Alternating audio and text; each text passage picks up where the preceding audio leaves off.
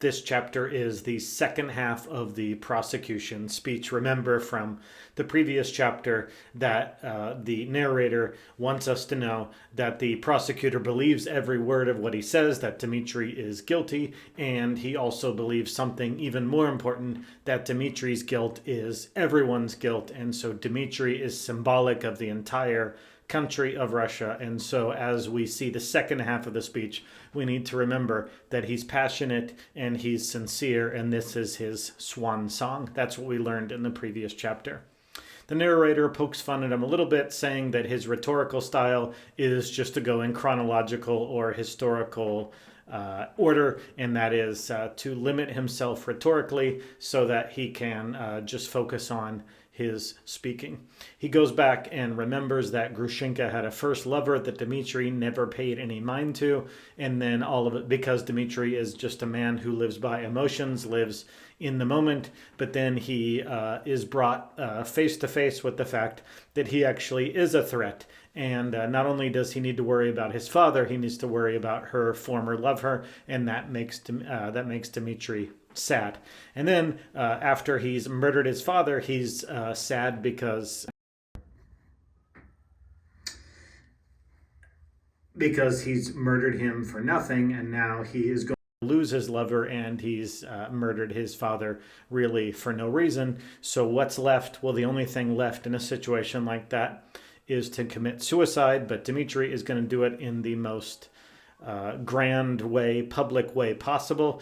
And so Dmitri plans to throw a giant party, an orgy, and then commit suicide in a really dramatic fashion to drive home the point to Grushenka how much she has hurt him and let him down. But there's a plot twist when Dmitri comes face to face with Grushenka and the fact of her first lover, and that is that she prefers him to her first. So now he's turned his frown upside down, and now he's happy, and he still wants to throw a party, but now not to commit suicide, but to celebrate. But there's this that he's going to get arrested for killing his father, and so this prosecutor relates that to someone who is going to be executed, but they can count all the days and all the steps and all the twists and turns toward their execution, and you can always push that further and further back and say, I'm just like everybody else.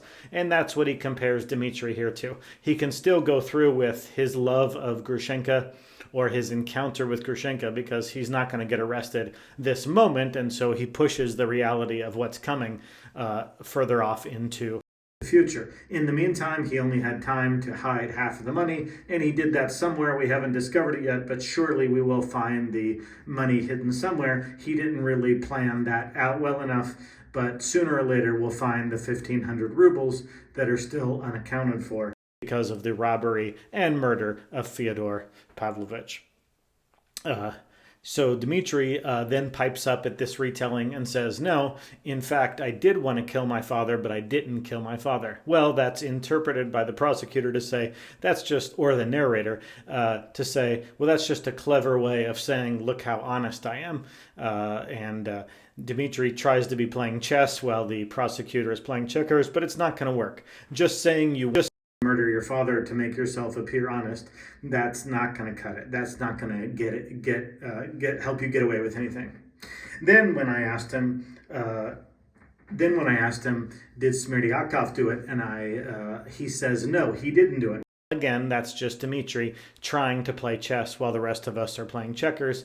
Just him denying originally that Smerdyakov committed the murder doesn't make him honest. So Dmitri cries out what exactly the audience and what exactly the jury want to know.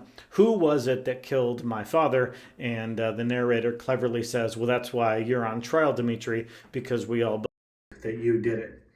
Then the issue of this linen bag is brought up. Where did the idea come from? And Dmitri says, well, maybe it's a shirt, maybe it's a cleaning rag, whatever. I made the bag, I don't even remember. And so then the prosecutor says, can you just give us one piece of evidence, one indication that it is Smerdyakov, and we will all gladly change our mind, but you give us nothing but the testimony of two brothers, one who's crazy and one who's just wrong. You can't one physical piece of evidence or even really logical evidence that Smirniakov is involved, and so therefore you are guilty. Then he turns to the jury and says, remember, we're in the temple of justice, and remember, like Abel us, what do we say to Cain? That your brother's blood is crying out for justice. Out of the ground, Cain, your brother's blood is crying out for justice. And so he tells the jury, you're in the temple of justice,